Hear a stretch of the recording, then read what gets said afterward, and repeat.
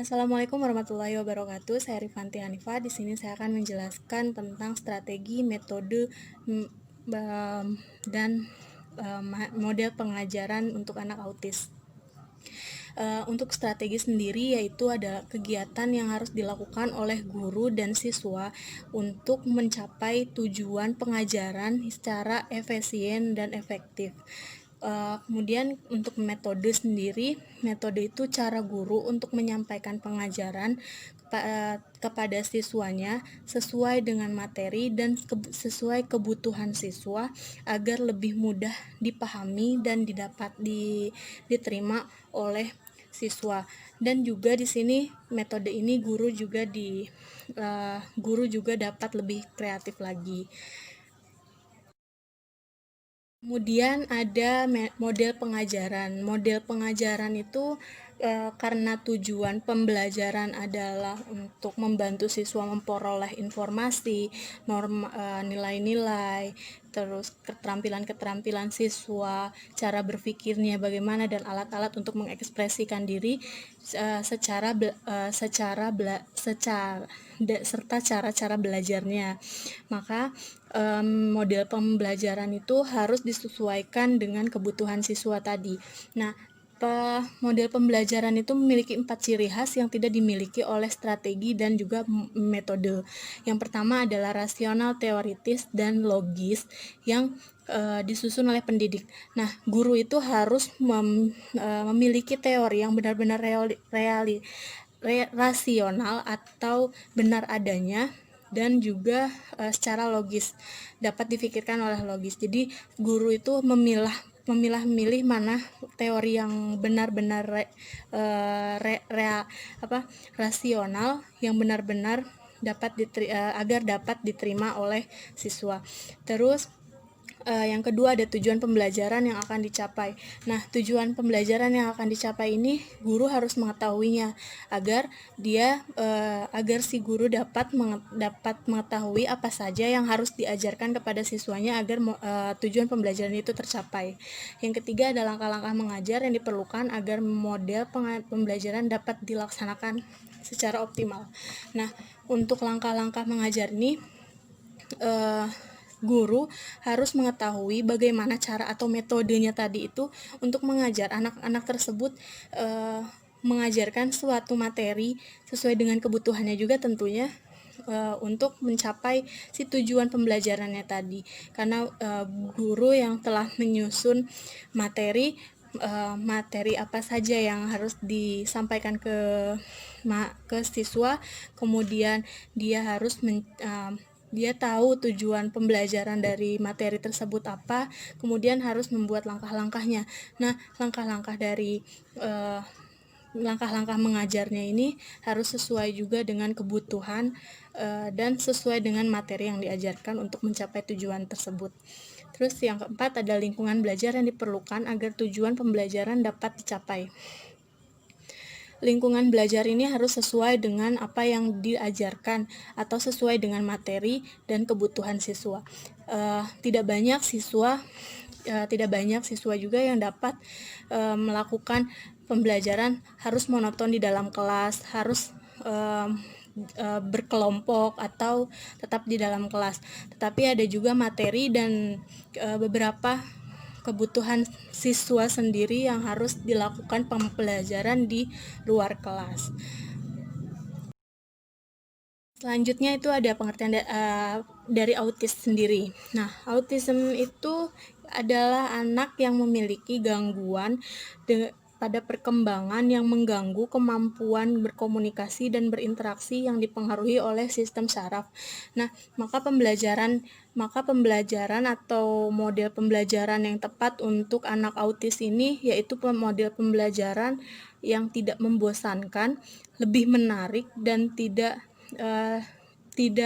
diberikan tugas secara terus-menerus, karena pada anak autis sendiri lebih cepat merasa bosan. Maka untuk mencapai tujuan pembelajarannya itu harus disampaikan materi dengan bentuk materi yang sangat menarik dan juga tidak membosankan. Baiklah, di sini saya akan menjelaskan 3 macam model pembelajaran. Yang pertama, model pembelajaran example non-example. Model pembelajaran example non-example ini dengan mempersiapkan sebuah gambar yang sesuai dengan materi ajar dan kompetensi.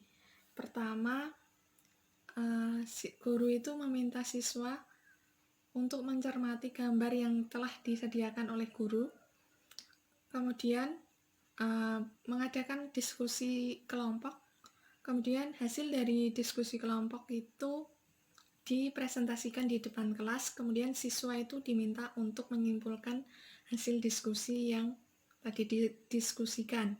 Kalau diimplementasikan di siswa autis, itu kita bisa menyediakan gambar. Misalnya kita sesuaikan dengan kompetensi kita, itu mengenai keluarga dan peran keluarga, kita sediakan salah satu gambar anggota keluarga, misalnya ayah. Kemudian kita bisa menanyakan ini gambar apa dan perannya apa, seperti itu. Di situ anak akan menjawab ini gambar ayah dan perannya sebagai kepala keluarga. Kemudian model pembelajaran kedua itu adalah NHT atau Numbered Head Together. NHT ini adalah salah satu model pembelajaran kooperatif dengan sinteks pengarahan dengan cara membuat kelompok yang heterogen. Di sini setiap siswa itu mendapatkan nomor tertentu. Kemudian siswa yang mendapatkan nomor yang sama, dia akan mendapatkan persoalan materi ajar yang sama. Misalnya, jika kita implementasikan di siswa autis, itu kita bisa implementasikan di kelas yang siswanya ada 3. Misalnya ketika ada 3 siswa, otomatis kan ada satu kelompok yang mendapatkan persoalan sama, seperti itu. Kemudian mereka itu diminta untuk berdiskusi kelompok dan mempresentasikan hasil diskusi mereka, seperti itu. Perbedaannya di sini itu dilakukan secara kelompok, meskipun ada yang 2 dan 1, seperti itu. Hanya mengenai persoalan materi ajarnya saja yang sama, namun mereka tetap menjawab dengan jawaban mereka yang berbeda, seperti itu. Tetap kita memberikan pertanyaan ke siswa autis, hanya pertanyaannya berbeda, namun materi ajar yang sama di 2 kelompok tadi. Yang satu kelompok ini sama, yang ini berbeda, seperti itu. Kemudian yang ketiga adalah problem introduction atau PBI. PBI ini adalah model pembelajaran yang berdasarkan pada masalah. Model pembelajaran ini melatih dan mengembangkan bagaimana siswa itu dapat menyelesaikan suatu permasalahan, seperti itu. Misalnya kalau di anak autis itu permasalahan sehari-hari itu ketika dia mengancingkan baju, itu bagaimana, ketika dia mengenakan baju bagaimana, mengancingkan baju tadi ya. Kemudian ketika dia memakai sepatu bagaimana, seperti itu.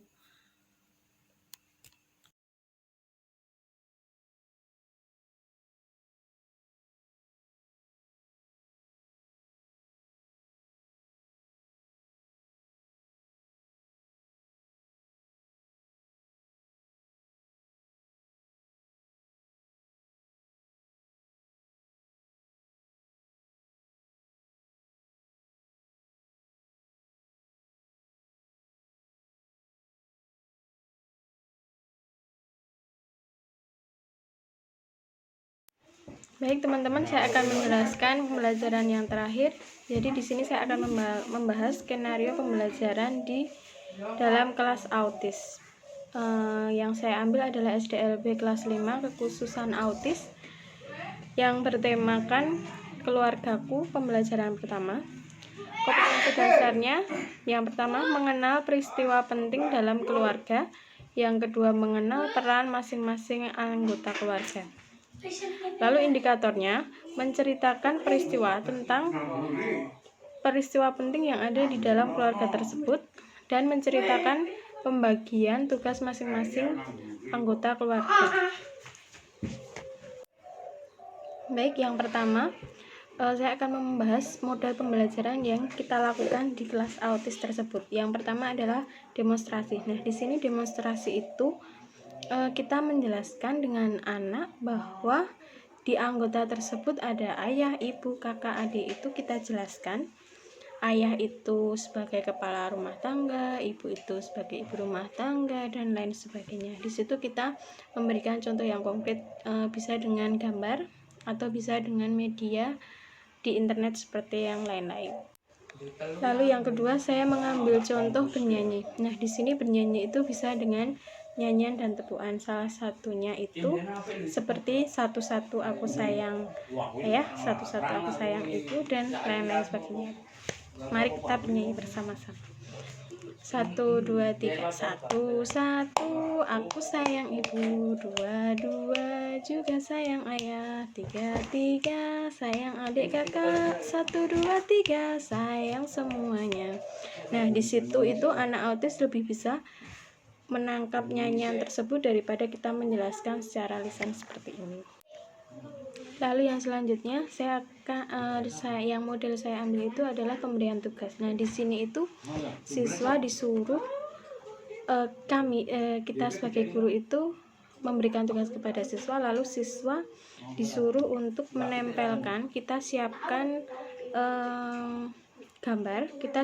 gambar lalu dipotong. Nah, gambar tersebut ditempelkan sesuai dengan kriteria. Contohnya gambar ayah. Nah, ayah itu ditempelkan ke tempat ayah, ibu tempelkan ke tempat ibu. Siswa itu bisa enggak dengan menempelkan gambar seperti itu. Lalu selanjutnya tanya jawab.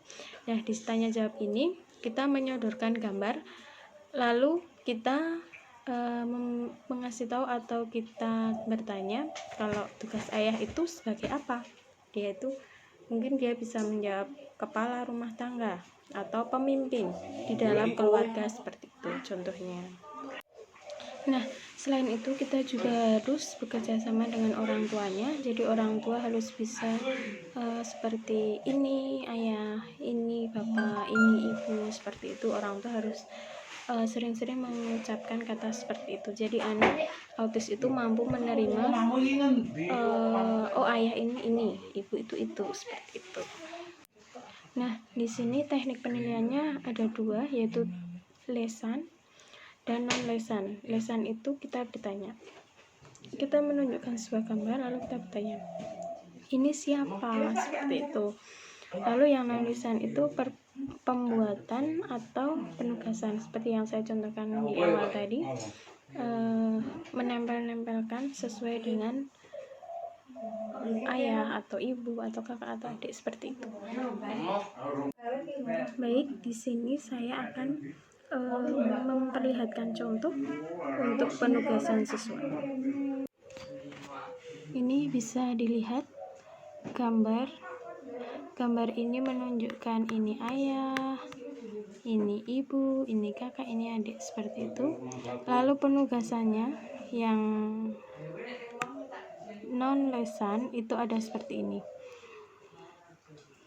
Siswa disuruh menggabungkan antara ayah, ibu, kakak, adik. Lalu juga bisa ini ditempelkan dan memberi warna. Siswa juga bisa melatih motoriknya serta daya ingat. Mungkin seperti itu.